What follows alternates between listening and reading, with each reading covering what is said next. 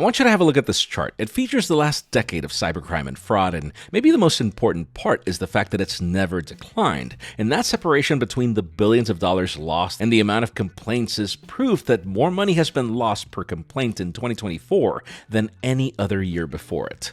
This means they're getting even more sophisticated as technology has progressed, and a lot of it has to do with the fact that this little device in your pocket continues to become more essential. Think about it. When was the last time you accessed your bank account data from anything other than your phone? Heck, you can't even order rideshare without one.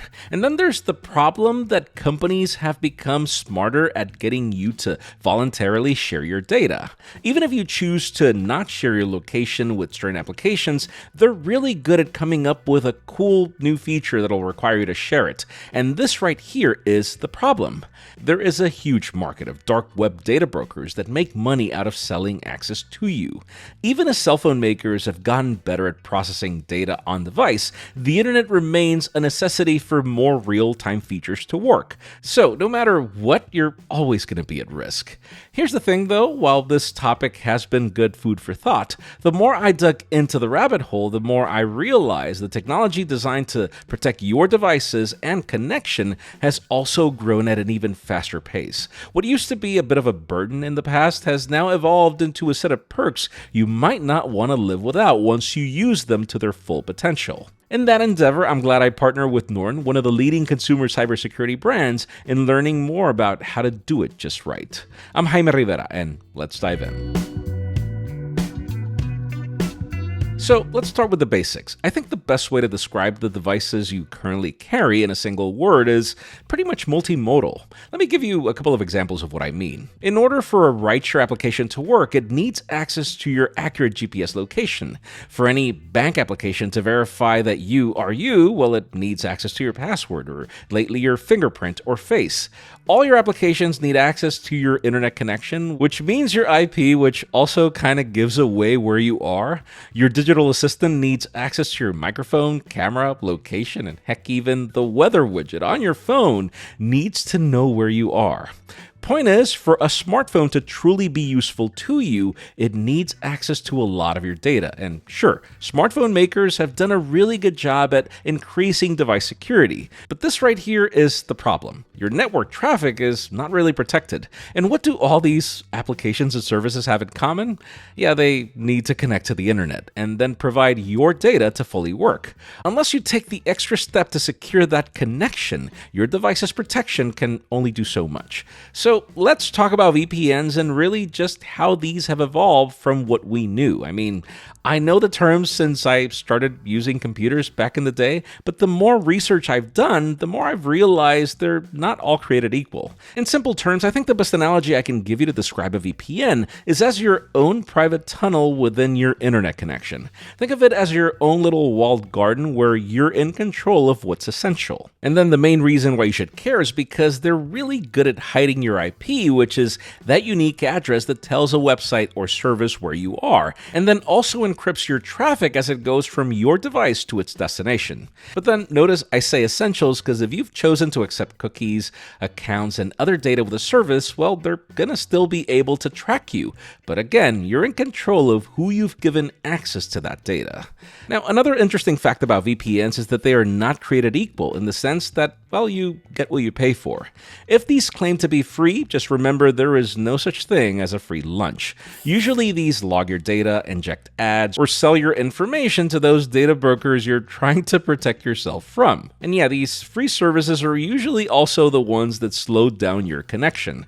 Modern and paid VPNs offer a much stronger encryption, no log policies, and offer optimized servers that'll give you near native speeds. Best of all, paid services are usually easier to use as there's a far better investment in an amicable user interface. You seriously don't need to be a tech expert to get what you need out of them. But then one last thing though, as I mentioned before, device protection is one thing, internet protection is another. VPNs are not a replacement for antivirus software, which do add an added layer of prevention, as again, hackers continue to get more sophisticated, tricking even seasoned users like me. But then few services out there offer the full package, and that's precisely why partnering with Norton became a no-brainer for me. To start, as a premium service, NordVPN has a couple of combined benefits that'll be hard to find elsewhere together. For starters, ease of use is one of the core principles that I've noticed. While you can select what country you'd like to connect to, if you think of it, there's really no way for you to know what's the fastest country or server. NordVPN simplifies this by removing the complexity of you having to pick. By default, it'll connect to the fastest country and city level location. At the moment of filming this video, we're talking 25 cities in 18 states in the United States alone, and then over 100 server locations across the globe. This means you can trust the service to not slow you down, allowing seamless streaming of whatever content you'd like. Now, privacy is another core problem I noticed NordVPN solves in a pretty unique way. If you were to connect at, say, an airport, a coffee shop, or anywhere there's public Wi-Fi, let's be honest, none of us read the terms of service we agree to when we sign up, and you bet sharing your data is part of what makes the service free. You shouldn't even debate having a VPN in a situation like this one, but then NordVPN goes beyond what you'd expect from a typical service. It offers IP rotation and even double VPN connection for enhanced privacy. This allows you to have more secure and private browsing for multiple layers of security for online data. Heck, NordVPN even offers a kill switch for the most extreme scenarios. But then, obviously, if you have been browsing without a VPN for years, what happens to the data you've most likely already shared? Well, NordVPN thought of that too. It notifies you if your information is already found in the dark web, helping you be proactive about what data you should stop sharing and what passwords you should definitely update. Oh, and about that, NordVPN also offers a secure way to create, store, and manage passwords.